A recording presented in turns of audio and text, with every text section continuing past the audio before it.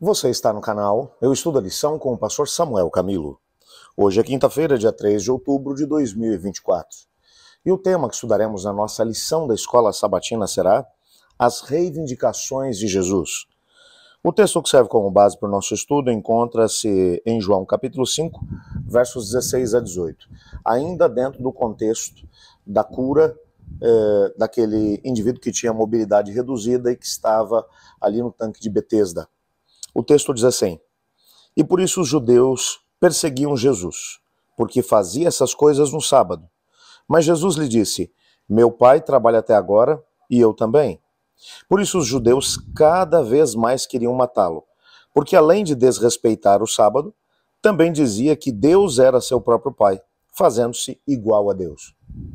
Quando pensamos aqui nesse texto, nós temos que compreender que houve um desdobramento muito importante na questão da cura desse indivíduo com mobilidade reduzida. Como já mencionamos, quando estudamos esse mesmo milagre operado por Jesus, esse indivíduo estava há 38 anos ali deitado próximo do tanque de Betesda, aguardando um milagre, porque havia uma crença naquela época de que de vez em quando um vento soprava, e eles acreditavam que esse vento que soprava e balançava as águas era um anjo que estava descendo até aquele lugar. Claro que nós não temos nenhum tipo de indicação de que isso acontecesse. Até porque acreditar que um anjo do Senhor descia até aquele lugar e que curava a pessoa que fosse mais rápida para poder chegar ali no tanque, seria um desrespeito em relação à forma como o Senhor Deus trabalha com o ser humano, a forma como ele lida com as mazelas humanas. A ideia de que só os mais fortes ou os mais aptos que sobrevivem não faz parte da crença bíblica e nem da forma como o Senhor Deus trabalha. Na teoria da evolução das espécies é que você encontra esse tipo de coisa.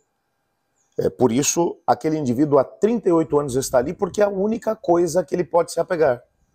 Aquele era um lugar para onde as pessoas iam, e como mencionei quando estudamos sobre esse mesmo milagre, os judeus, eles costumavam separar um segundo dízimo apenas para poder ajudar as pessoas mais necessitadas. E muitos deles iam até aquele lugar para poder dar esmolas às pessoas que ali se encontravam. Então o indivíduo ia sobrevivendo no meio daquela grande tristeza.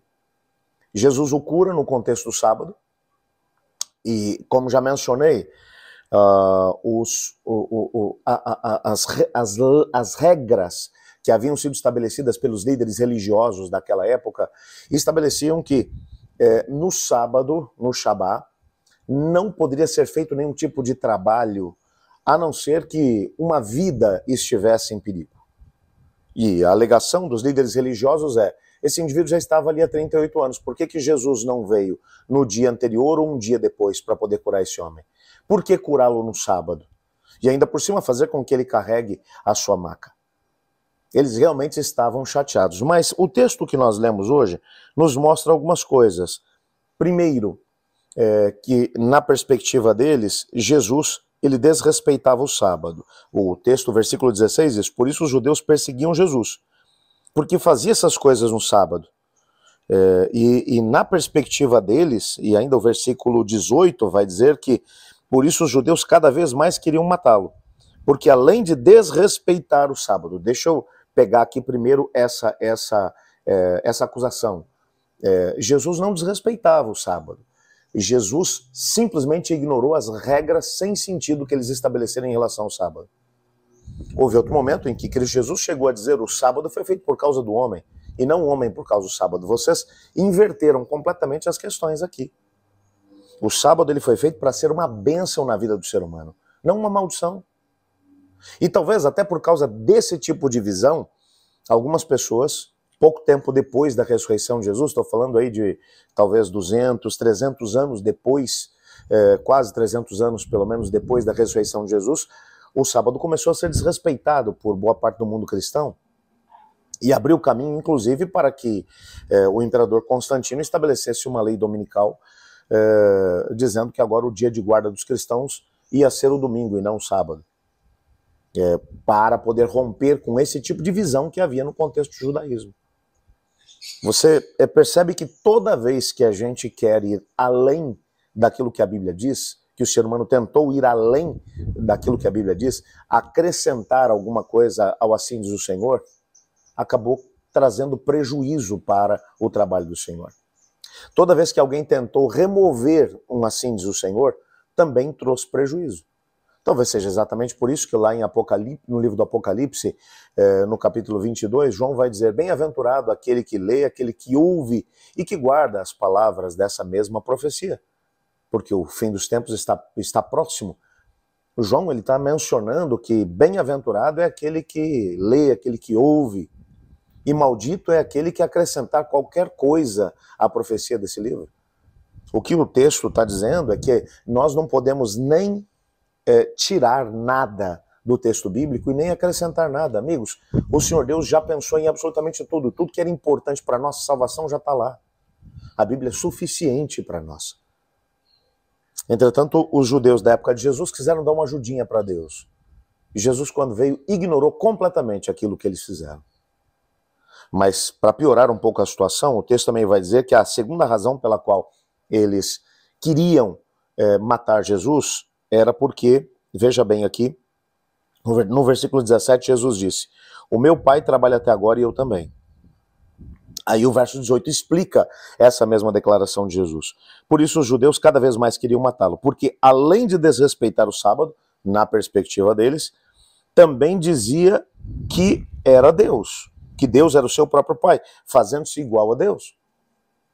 E eles entenderam perfeitamente. Tem alguns cristãos hoje em dia que têm dificuldade de poder mencionar ou de entender isso. E ficam com umas conversas esquisitas dizendo: Jesus não era Deus, ele era uma emanação de Deus, ou menor do que Deus, um demiurgo, um Deus menor. Tem muita gente que crê nessas aberrações ainda hoje em dia. Agora, repare que os próprios líderes religiosos da época de Jesus queriam matá-lo porque entenderam o que ele falou. Entenderam? E João, tanto que isso aqui é um detalhe tão importante, porque João, ele vai dedicar 9 versículos para poder descrever o milagre feito por Jesus. Mas ele vai dedicar cerca de 40 versículos para poder descrever Jesus, bem como o milagre, e ao mesmo tempo para poder dizer: as pessoas daquela época entenderam que ele estava dizendo que era Deus. Porque na mentalidade hebraica, você dizer que você é filho de alguém significa que você tem os mesmos predicados do pai. Significa que você é igual ao seu pai. Na mentalidade hebraica, você tem a ideia de que o filho é a continuação daquilo que é o trabalho do pai. É tanto que quando você vai para o livro de Gênesis, ali a partir do capítulo 36, mais ou menos, quando o texto está falando da história de Jacó e vai começar a contar a história de José. O texto vai dizer assim: essa é a história de Jacó. José tinha 17 anos e aí começa a contar a história dele. Mas a história não era de Jacó? Por que agora o autor bíblico, Moisés, quando vai contar a respeito disso, ele vai dizer: essa é a história de Jacó, e começa a falar a respeito de José? Ora, a resposta para isso é muito simples. É que você conta a história do pai quando está falando a respeito do filho.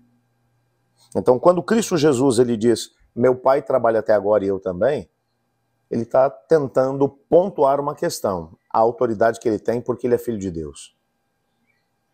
Então, você descobre aqui duas questões. Primeiro, Jesus não desrespeitou o sábado. Jesus desrespeitou, sim, aquilo que tinham sido os acréscimos que a tradição oral dos anciãos, dos fariseus, haviam estabelecido em relação ao sábado. Como já mencionei anteriormente, eles haviam estabelecido 600 mandamentos, entre proibições e, ao mesmo tempo, algumas coisas que eles acreditavam que deveria ser feito no sábado. E Jesus desrespeitou isso, porque isso não era bíblico. Isso era a interpretação deles a respeito do texto bíblico, e eles estavam equivocados em relação a isso tudo. O sábado é para ser um dia de deleite, um dia de felicidade, um dia de relacionamento com Deus, bem como com o próximo. E não existe nada de errado em fazer o bem no sábado.